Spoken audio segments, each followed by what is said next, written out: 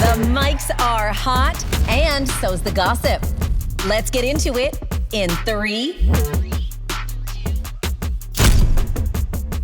Welcome to In 3. I'm Danielle Graham. And I'm Callie. And we are under a big pile of snow here. Oh, yeah. Oh, I was going to say of documents from the new lawsuit that dropped. Both are facts. But both facts. Yes, we are under a mountain of snow. I do feel like I have been an actual prisoner of my home. You were at the cottage, so I was left all by myself. You were. I'm sorry. To just be looking out my window, peering at nothing but snowbanks. But the fact is, you haven't really wintered in Toronto in many years. This is your first real winter in a long time, and this winter has really shown up in ways that we have not seen. Thanks, universe. So sorry. Like the one winter I'm home is like the worst winter of the decade. Nicely done. There's enough snow for my kids to drown in. Like they would just sink to the bottom. There is so much snow.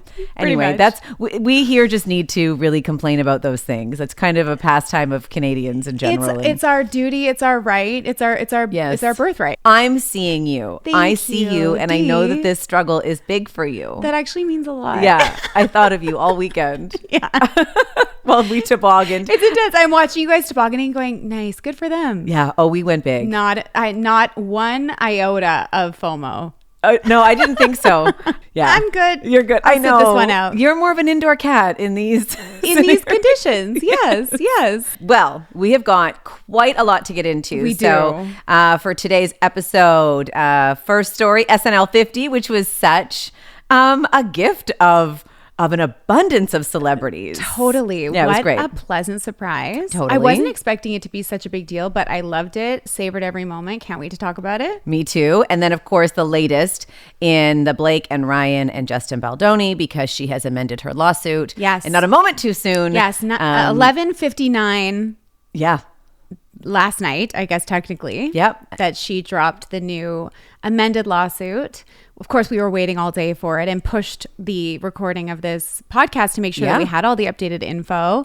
And yes, came out at midnight. So it was an early morning sifting through those documents. Getting it Got all in. lots to say. So much to say. And then I love these two, Betty Blanco and Selena Gomez. They've just given an interview and we've seen a lot more into their relationship and their engagement. Dropping a new album together. Exactly. Yes. So I love them and I'm excited to talk about them. Yes. And then at the end, we have to talk about the Backstreet Boys. We sure do. Dun, dun, dun, dun, na, na, na, na. Right? Yeah. No one's going to do that part. Is that how you do it? Isn't it? I don't know. Yours looks really good. Oh, thanks. Yeah, you've got it.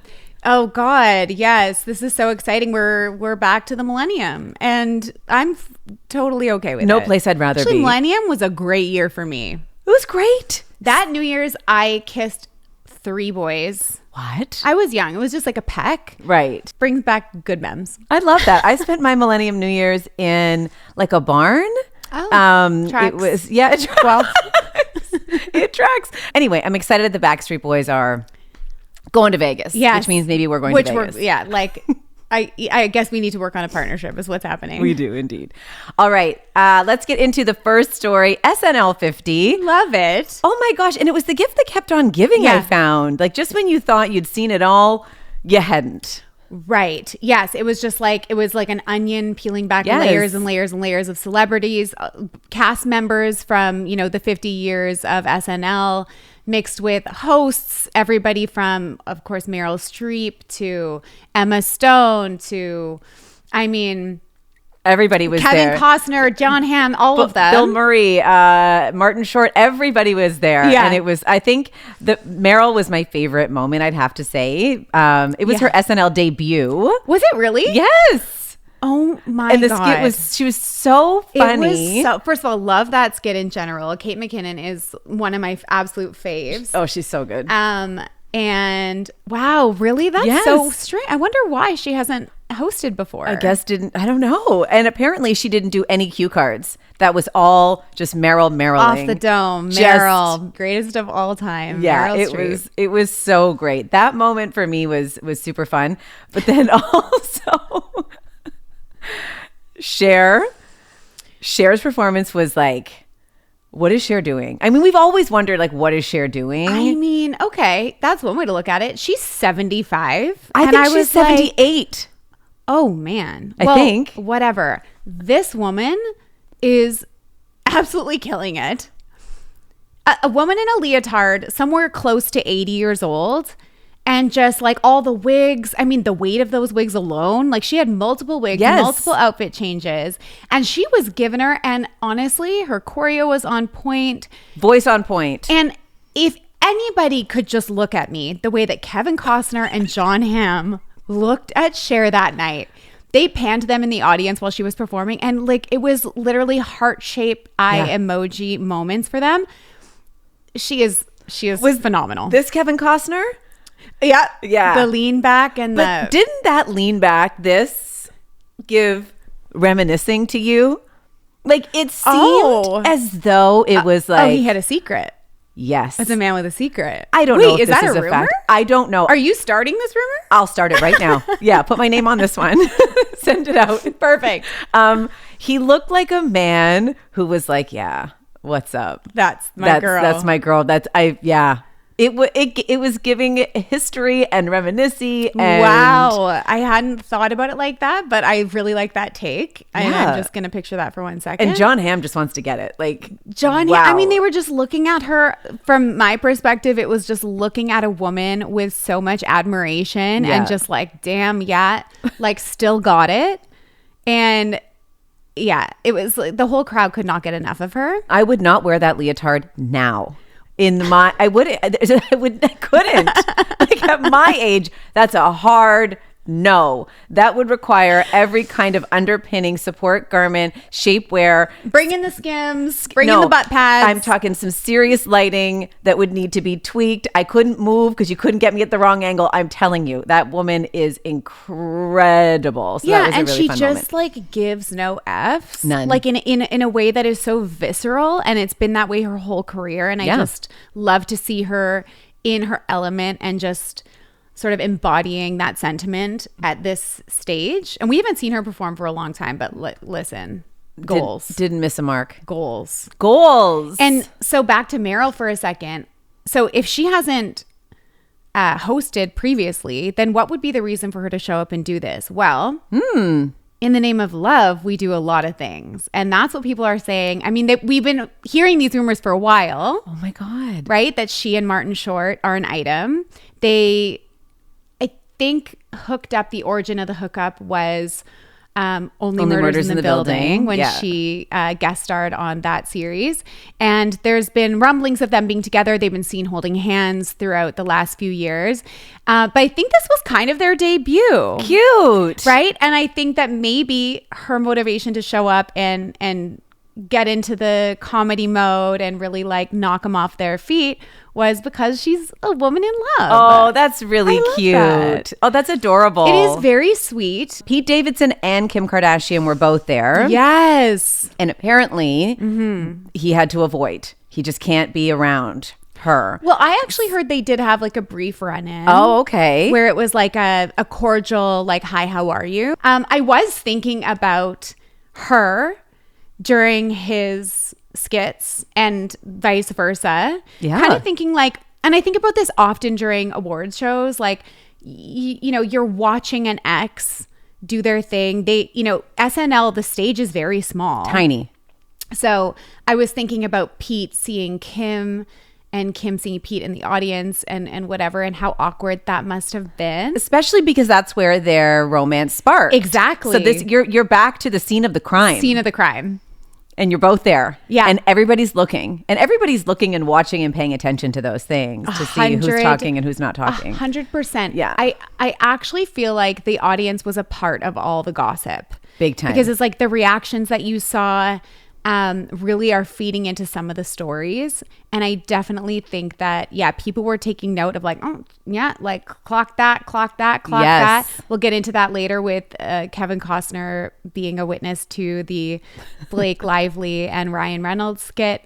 But yeah, I thought Kim looked amazing. She did. And Pete's having a moment. So, you know, it's a great time for them to run into each other. They're both up. and winning. Everyone's doing great. He was her most substantial sort of love interest post-divorce.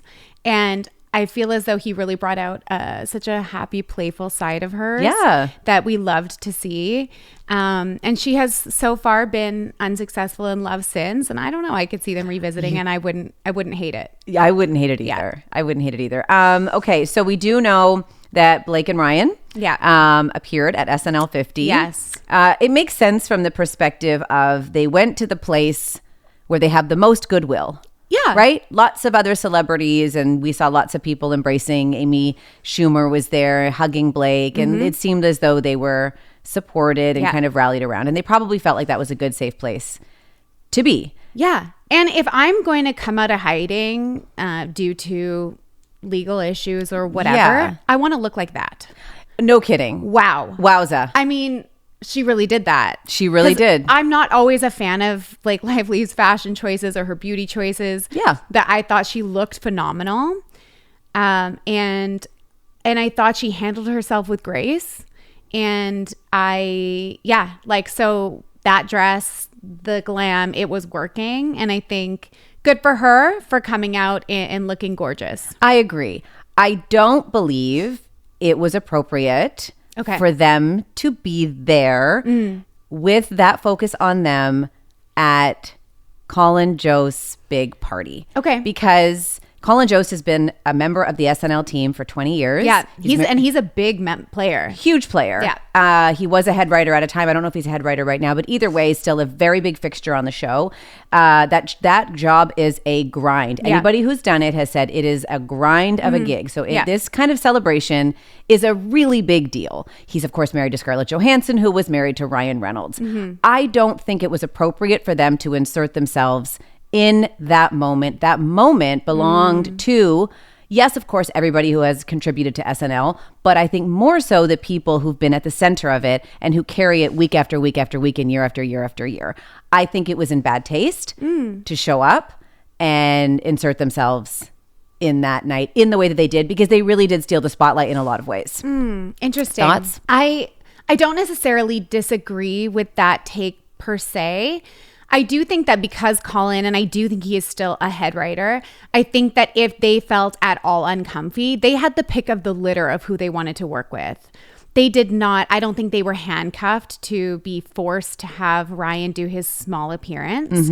And I certainly don't think, and maybe I'm in my own biased bubble over here, but I don't think that Blake and Ryan went in there thinking we're going to steal the spotlight from Scarlett and her husband. I think it was a big melange, Hollywood, and Ryan is such a staple in the comedic world, and he's so revered and loved, I think, by most of the people that he's worked with.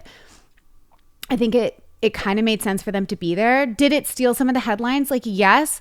But I also don't think that ScarJo and Colin were sitting there thinking petty things about this. I don't know. If it were me and I was trying to make that decision, and I know we can't always apply the way we would handle things, I wouldn't have gone. I would have said, there'll be another opportunity for me to have my goodwill moment and to be around people that support me and do have that sympathy piece. This isn't it. This is their night. Yeah. This is their night. It's like the Super Bowl. The Super Bowl was for Travis. Yeah. And Taylor, you're not meant to be there. So this also wasn't yours either. Also interesting that Taylor Swift wasn't at the SNL50. Right. Yes, people are talking about that, saying that she didn't want to be there because of that. Right. I don't know. I think that Blake and Ryan cannot win. That's I think true. they cannot win. And I don't believe that these two people should be in hiding because of the legal drama that's going on. I think it's hypocrisy for people to say that, Justin can be out on the beach looking happy, being all sporty on his surfboard with his family, looking joyful, but that Blake should be in hiding and be sad and not participate in any social gatherings, not look beautiful, not look happy. And we all know that looking happy and looking beautiful don't necessarily mean that that's how you feel on the inside. Of course. Any move that they make will be highly scrutinized from a lens that I think is not necessarily being applied to both sides. Fair. So my take on it is yeah, I guess from the Scarlett Johansson perspective, maybe they could have rethought that movement. I think that they wanted to step out. They wanted to show face, show that we're happily, first of all, together. Yep. Show that we will not be bullied by the public and we will not be bullied by this lawsuit into hiding. And just, rub shoulders for a moment. I do believe that her life is hell right now. I do believe that Ryan's life is hell right now. I believe that. And I was happy for them that they came. I am not. Yeah. I am not and happy I think that they came. the thing. Because I'm not happy if I'm Scarlett Johansson and I'm Colin Jost, and that is a night that I earned and I deserved. Yeah. And I sacrificed for, and I put all my love and talent and energy into. Let me have this. You want to step out at somebody else's premiere that isn't adjacent to your ex-wife?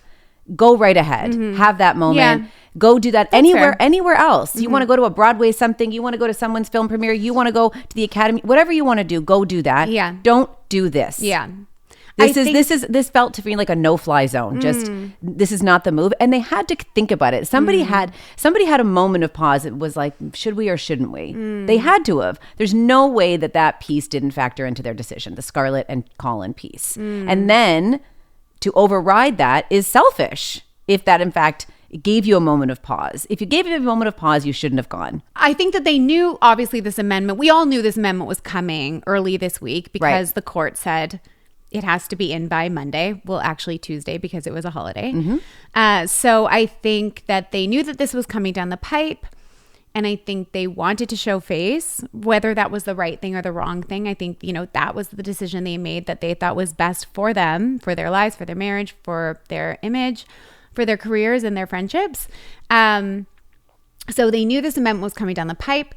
Before the amendment was released, there was 3 leaked complaints, complaints that we saw that were leaked to, I think, key kind of members of the press and influencers online. We don't know where the leaks came from. No. But the leaks consisted of 3 new complaints that we haven't seen that were formal or allegedly formal HR complaints that were filed to Sony, who is the distributor of It Ends With Us. Yep.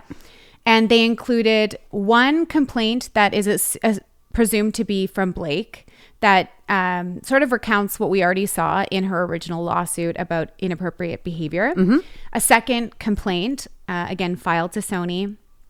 About Justin's behavior. About Justin's behavior and actual involving physical touching. Yep.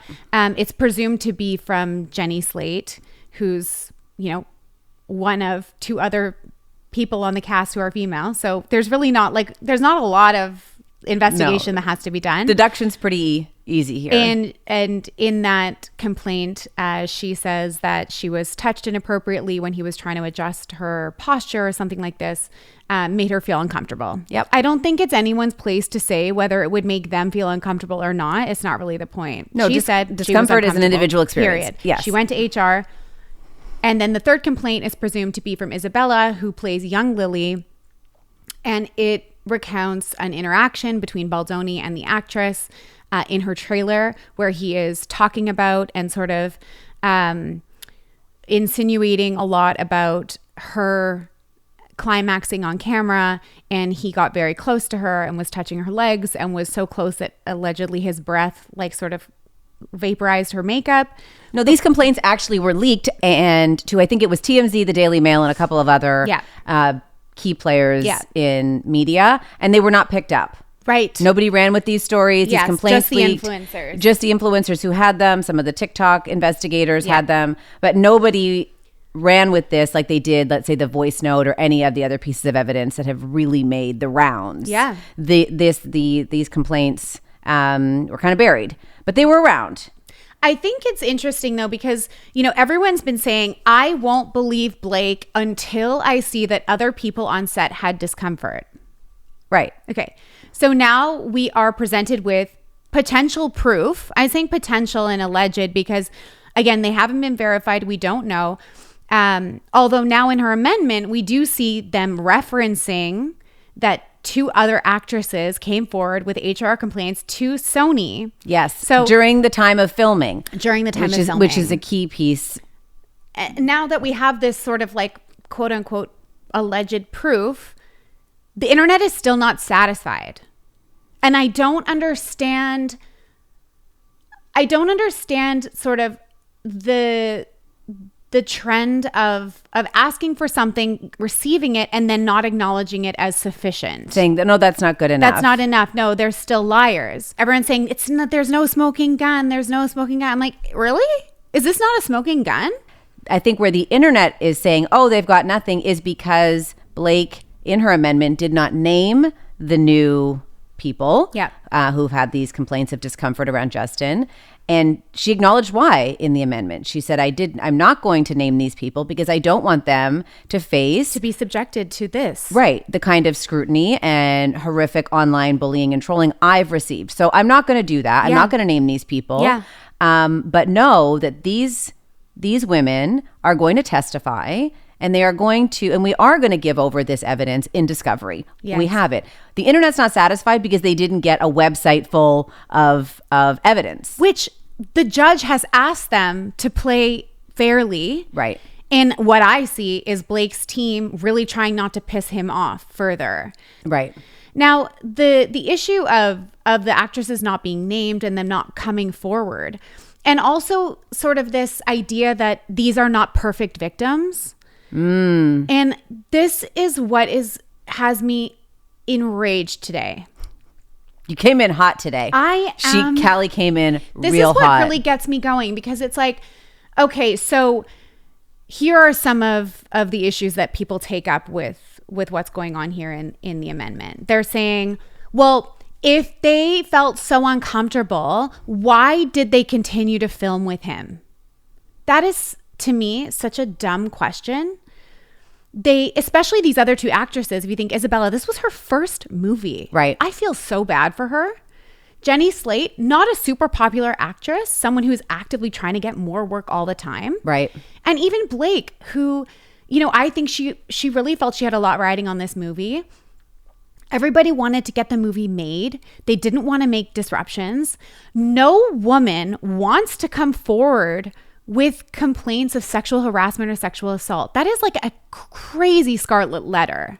Unfortunately. No one is in the coming world we forward live being in, like, yes. Like this awesome news that makes me look so great. Because unfortunately, in this society, you can't do that. If you're someone that's come forward with complaints, whether or not they're substantiated or not, it's still going to affect your career. 100%. So they knew this, and they wanted to get the movie made. So the fact that they continued, well, that just shows that there was like undue pressure from society, from the production team, from everyone to get this done, to move forward. They made complaints to HR allegedly back in 2023. All three of them made complaints back in 2023. Yes, agreed to continue because he agreed to certain... like a code of conduct. Yeah. Like code of conduct. Yes. They allegedly addressed all of these issues. He apologized for some of them. They moved forward. So the fact that they, didn't pull themselves from this movie is very understandable from my perspective. Yeah, I get it. And the fact that they don't want to come forward right now in the press makes a lot of sense also. They're seeing Blake, who I'm sure that they see, her as an ally to them, but they're seeing Justin's team absolutely bury her in the court of public opinion. She's been decimated.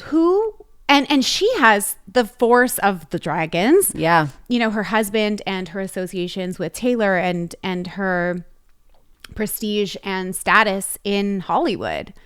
And she's getting buried. So what's Jenny Slate going to do? That is like, and they're already getting hate without even coming forward. So of course they're not named here. And I think that they're like, yes, of course, we will be there to testify if it gets to that. But like, we would like to lay low here. Yeah, I think what you're seeing in so many, it is a witch hunt out there. Absolutely. For a lot of people, if you're following this story on social media, it's that confirmation bias thing. Yeah. It's like, I'm looking for another piece that supports what I already really, really, really believe. I'm not looking at this objectively. I'm not going to try and discern. I'm not going to maybe change my opinion, which I have done several times throughout this whole process. Sure. Yeah. Nobody's willing to do that. They're just like, I have to be on this one side. This is the way this goes. We have to align and stick with this, with what we believe, and we cannot waver. And I don't think that is obviously Like that's not fair. That's not right. That's not what we should be doing as people. The other thing and I read this amendment in full, 161 pages. You are a paralegal now. Listen, I didn't want to say that I'm the legal expert of the show, but I do think that I now qualify. You do. And the thing that I feel moderately vindicated on is I came on this podcast a couple of weeks ago and I said, if we are to believe what Justin is saying, then we are suggesting that Blake had a plan before filming started, essentially, or like at the very beginning of production, a whole year prior to the HR complaint and the HR meeting. Yeah. That this was all calculated. Long before to take control of the movie. They sort of like recap. They're like, so basically what Justin's team is saying is that Blake had this plan to take control of the movie and therefore started to lie in the form of HR complaints and text messages to Sony and all the things a year before it all kind of erupted in this mediation HR meeting. And not only that, but now they're saying that she would have had to coerce two of her castmates into also coming forward with HR complaints that are similar in nature to hers, just so that she could take control of the movie. Right. And coerce these people who will then be destroyed. Like, what are we gaining here? What are they gaining here? None of it makes any sense. But you're right. What's happened, though, people aren't putting it together the way that you've just described it. In order for this to happen, all of these things would have had to have happened. Yeah. Now, what it has become, and where she is losing in the court of public opinion, is there's so much noise. Yeah. And the noise has drowned out any reason, chronological explanation, logical explanation. Yeah. None of it is there. It's like this nesting doll. It's like we can't get to the center of the nesting doll anymore because the nesting doll has just gotten really, really, really, really big. There's all these shells of mess and noise, and that's obviously by design. That's what PR people and crisis PR people love to do. Yeah. Right? Let's change this whole narrative. Let's shift. Let's reposition this. And you're right. People have lost. You know, there's no thread anymore. Yeah. It's just mess. And I think, as to your point previously, is that people online, I mean, there are platforms and influencers that have now amassed a huge amount of followers due to their anti-Blake stance. So they can't back it up now. No, I watched a couple of things last night where people tried to...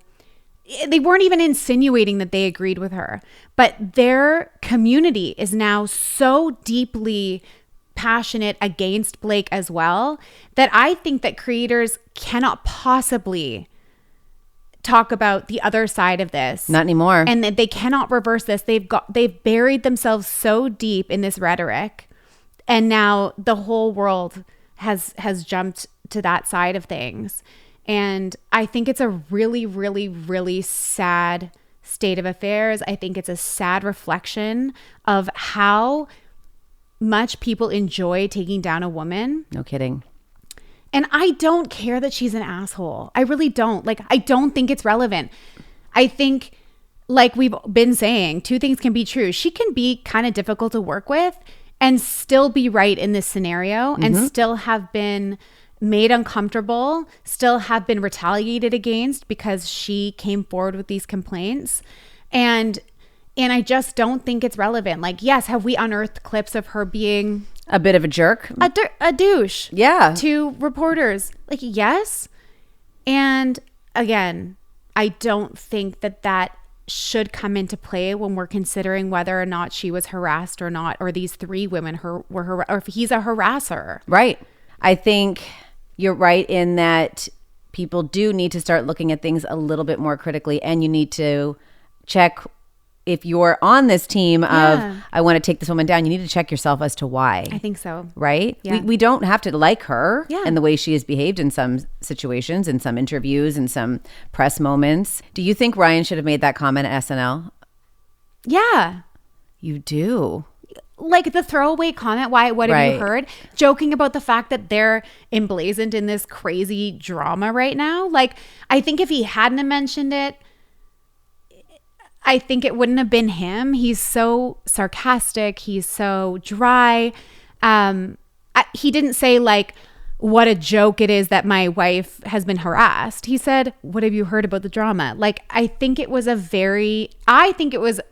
joke in good taste that falls within his style of comedy. Mm-hmm. And I think it was doing what he does. But why did he need to do it? If he was already being really criticized for what he did with Deadpool Nice Pool, mm-hmm. which was not a great look, mm-hmm. why continue to feed that? Why do that? Apparently there was another line that was written, and mm-hmm. this was a last minute change. If you want to go and be loved up and supported and goodwilled and all that stuff, mm-hmm. why did you have to do that? This is the part that I just didn't think it was a big deal. For me, it just had I had another kind of narcissistic tinge to it. That is that I don't think is up for debate. Narcissistic, yes. But he wanted to be like, remember, I'm the funny guy. I can be funny about this. I can be funny about that. But why? Like, I just want to say, just if you want to be a part of the audience and you want to do the red carpet and you want to, enjoy the concert, do that. Don't do that. It's just giving people, the confirmation bias people. Yeah. I'm not one of them. Yeah. No, Let it be known I'm not. It's giving those people who have the pitchforks more reason to pitchfork. Definitely. Why are you giving it to them? You're right. Don't give it to them. Yes. So I think it's maybe it's an impulse control thing, because again, if I'm putting myself in their situation, I think they have impulse control issues. They might have impulse control. Something tells me they do. He's like, I just got to be the guy. Yes. I think he's just like, I got to be the guy. I am the guy. I'm going to deliver this line. I don't know. I just think if I'm them, I'm like, why the F not? Because the world hates you guys right now. Don't do it. But to them, control your urges. Yes, control your urges. And I can agree with you when you say it like that. I just think that it's like to expect them and to sort of hold them to this standard that they should be hiding, be scared, be intimidated, be not allowed to do the things that they would normally do. Right. I don't condone that. I 100% agree with you. So if the scale is stay home, you're hiding, your blinds are closed, you're Drake. Yeah.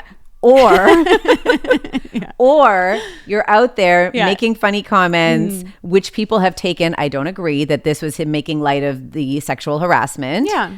If that's then just bring it back here. Sure. Just go in the middle. Yeah. Show up, see your friends, feel supported. Look fantastic in that silver dress. Like, she looks so great. Show the world that you're a united front and you love each other. Yeah.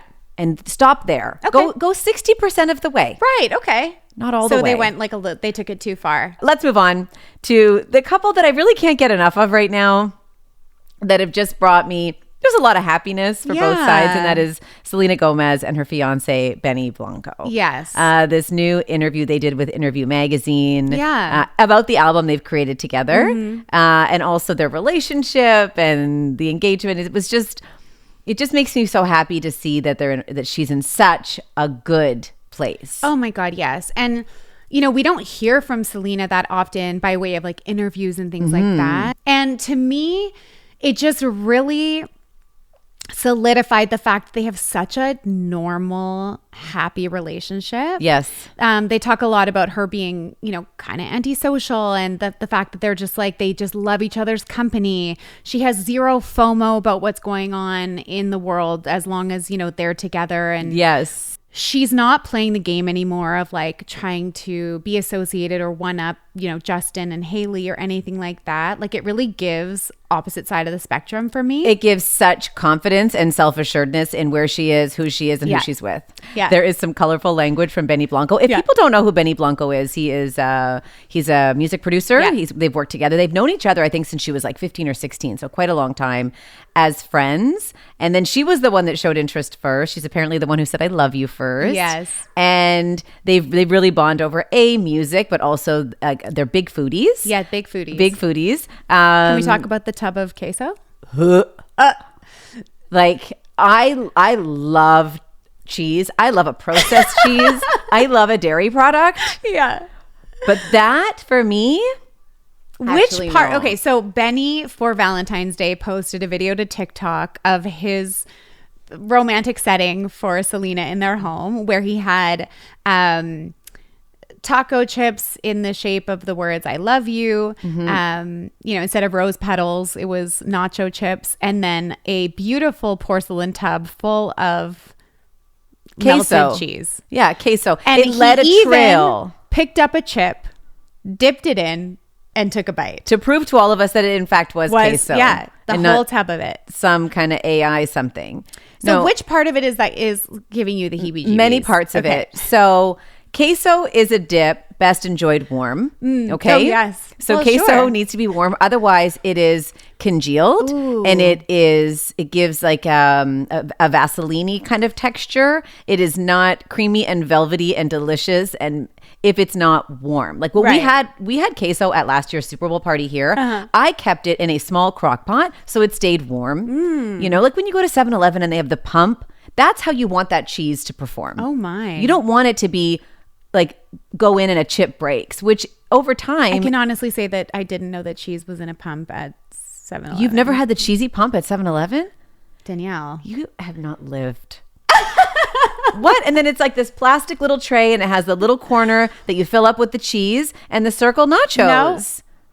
We're going today. Okay. There's a 7-Eleven up the road. I will be unwell all the way until next week's recording. You will be the way that I felt about that queso tub is that to me is like that would basically unalive me. Like I would cease to exist if I ate any of that queso. Yeah, like I have to live within certain parameters for my digestion and for my health. Of course. And a tub of queso would really do me in. Oh God. Yeah. Okay, there's a couple other parts. You're right. Like I'm just looking at it from like I don't want to eat that. Yeah. But do I love queso when it's done properly? Yes, I flippin' love queso. I actually love Taco Bell. That's my other deep, dark secret. Literally, I've never had it. You've never had Taco Bell? I have not ever tasted even one bite of. I've never even been around someone who's had Taco Bell. Taco Bell is kind of a unicorn at least where we live. It's not the most readily available. No, it's not like your McDonald's on every other corner. Right. There's actually a Canadian Tire I drive to specifically if I need something at Canadian Tire that has a Taco Bell. Wait, just so you can have it? No. Yes. Love it. So I love queso. Back to queso. I love fake cheese. I love processed cheese. But a tub full of it just gone too far. Well, it's also the waste piece here. And also who's cleaning that up? And how are we cleaning that up? Are we going in and scooping it with our physical body? The cleanup, Danielle. And then where are you putting it? So now is it spilling out of the side of the tub? This is the mom in me. Who's cleaning that up? Who's cleaning this up? Just ew. So we're scooping it. Because usually I feel like something like that you would put down the toilet. You can't put queso down the toilet. You'd wreck your whole neighborhood. It's so thick. You would? Yes. Oh boy. I like that he committed to the bit. Me too. I love that they love food, and I love that they have a deep connection to it. Of course, when he proposed, it was in a picnic of Taco Bell, which we love for them. And again, I just like that she's not taking herself so seriously that she can't be seen as the girl eating Taco Bell when she's getting engaged. Like she's not so precious, and I think he brings that out in her, which just. Yeah, it just makes me so happy for the normalness and the comfort that they have together and the lack of fear of public perception for her. They almost live in like a judgment-free zone. They really do. We don't care. And think about how freeing that is. We talked about getting a little bit older and experiencing some of that. Who cares? Right. Yes. But that took us to here. Yeah. Like we are, she's about a decade behind us. I am not quite Selena Gomez's age, and for her to be there with a partner who's in the same place, they're kind of unstoppable if you feel so free to be who you are. And a guy like Benny Blanco has clearly always felt to be free, exactly who he is. He's always been who he is, to the absolute cell of his body. I love them. I love them too, and I'm excited for her to come back to her music roots after acting for a number of years and coming back to it with him. And as someone who's worked with my husband closely, we founded our fitness business together. I'm really excited for them to be doing this on a journey together. It's really bonding. It's a beautiful thing to do. And I think maybe, this is the beginning of a whole new future of of collaboration between them. Yeah, and one hell of a wedding. Like, just think of the options here. The themes are endless. Totally. Maybe it'll be in Vegas, where the Backstreet Boys are. Oh, good one. Right? That was great. Pretty good segue. We love that. Yeah, we have to talk about this because this was very exciting news. Yes. For our elder millennial hearts. The Backstreet Boys, Nothing says elder millennium like doing the heart like this. You know, they do it like this now. What are you telling me?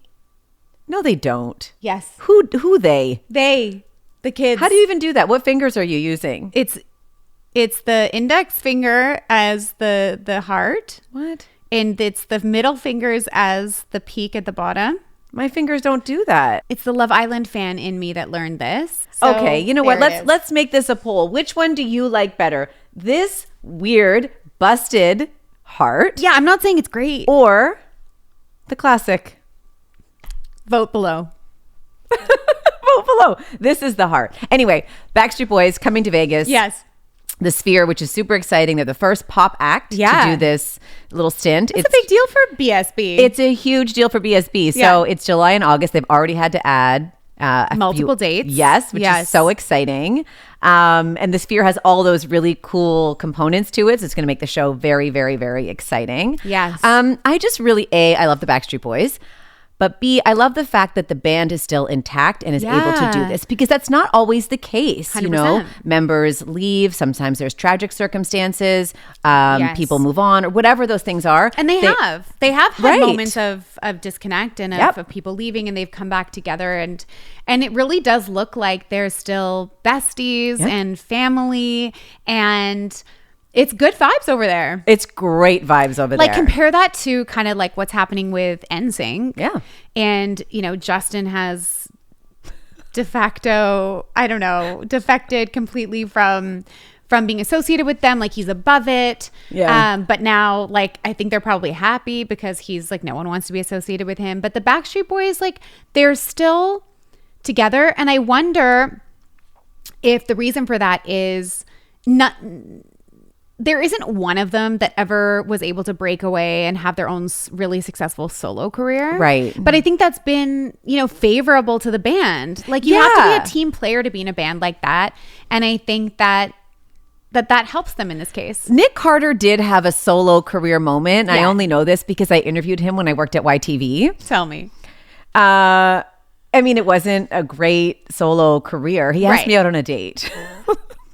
Danielle. And nothing happened. It never happened. Did you say yes? The date never happened. No, I said yes. Share the date more. never happened. You said yes. The date never happened. Yeah. Share more. That's the story. That's the whole story. The date never happened. You must have been so excited. I mean, a little bit. Yeah, of course. Yeah.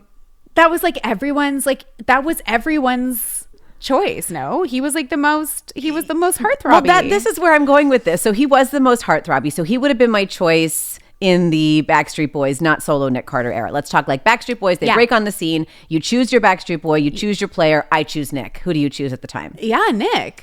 Obviously. Okay, so now let's look at the Backstreet Boys, where we are. Who is your choice? Are you sticking with your original Nick choice, or have you evolved and changed your taste? Hot take. Okay. I'm going Howie. No.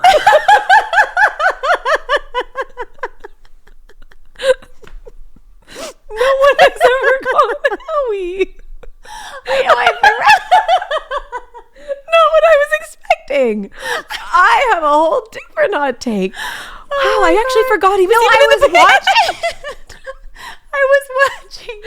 I was watching their new video, and I was thinking, he is very underrated. What a handsome guy. You love an underdog. Literally no one has chosen Howie. Nobody. Me, Howie. If there was a poll and the things are going across, it's just me. Oh my god, it's just me. It's just Shout out Howie. Shout out Howie. You know what Howie is for that group? He is stable. He is rock solid. He is dependable, and he is reliable, and he hits those steps. I think he aged well. Okay, AJ's a hot mess. Not great, right? Nick, I don't know. He's got all kinds of family drama. Like, the it's Carter not family. cute. Yeah, like, okay. I'm obviously not going Kevin. Kevin is the hottest Backstreet Boy. What? Kevin is across the board the hottest Backstreet Boy. I didn't see it back then. Aesthetically, or just like his whole thing? I didn't see it back then because he looked old when I was young. Right. He looked like He was the mature one. Yeah, he was the really senior member. So it was like, no, you're not cute. You're going But me, Danielle, in my 40s, Danielle, Kevin is the hottest Backstreet Boy. Interesting. He would not be in my top 3 at all. So wait, he's at your... I would go Howie, You're going Howie choice 1. Brian. No. What? You got it all wrong. Well, you know what? This is just... Okay. Wait. This is just another reminder that we have completely different tastes. Which is why I love doing the show with you. This is great. So you're going Howie, Brian. Howie, Brian, Nick, Kevin, AJ. Howie. Okay. I still can't believe you chose Howie. I thought we were going to say Kevin at the same time when you said I'm going with, and I thought Kevin. Sandwiches. No. Okay. Kevin, Nick. Okay. Brian. Okay, good. Happy to see Brian made the top 3. Howie, AJ. So Howie is just... So we can agree on the bottom.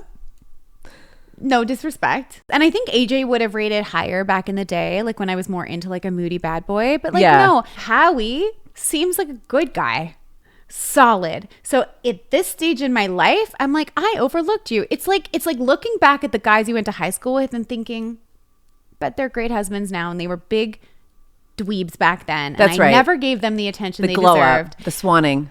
Yeah. And swanning. I feel as though Howie's really come into his own. I think he's aged well, and I'm into it. Do you want to see Kevin? I saw him. I think you're... But you're welcome to show me a for instance. No, okay, aesthetically, Kev is a bad photo. He's beautiful. His bone structure. Okay, there's 2024. Yeah. Yeah. Looks good. Like, he's not my type. He looks uptight. He looks like he could just really use a vacation. He looks like Timothée Chalamet a little bit, actually. Really not your vibe. Not my jam. Okay, so you're going with Howie. He looks like Kevin Federline. Did I choose wrong again this week? And the moral of the story is I got some work to do. The picking. It's true, actually. Is your picker broken like J-Lo? It might be. Let's get to Vegas. This is a son. Let's go. This is Pack your bags. Son's Going to Vegas. The son's husband's trip. 100%. Just the girls. I would do it. I think it'd be so fun. Okay, well, as soon as we stop rolling, we're going to start. We're going to start looking into this because we need to get tickets. I know. I think they've gone on to Sphere. Sale. Yeah, it's not the Sphere. It's Sphere. Oh, did I call it the Sphere? Oh my God, It's I am this heart through and through. You know what? A lot happened today. Oh yeah, a lot happened today. Yeah. Okay. Yeah, I'm sweating. I know. It's perfect. It's been a great episode. It really has. I've loved this. I loved every minute of this today. I know we say this all the time, but I do want to know what people are thinking about all the things we've talked about. We've talked about some controversial things, such as who's your favorite Backstreet Boy, and also whose team are you on in the It Ends With Us saga. I do want to hear what people think, and I think we can have respectful discourse. That's what we are here for. I love this dialogue, and I think you come with really smart and informed takes on things, and I think there's lots of space for people to listen to other opinions. Agreed. And we are there. We should be there. If you like what we're doing, share it. Share it with your pals. Share it, comment, follow along. all the things, and we will see you next week. week. Bye. Love ya. Mwah.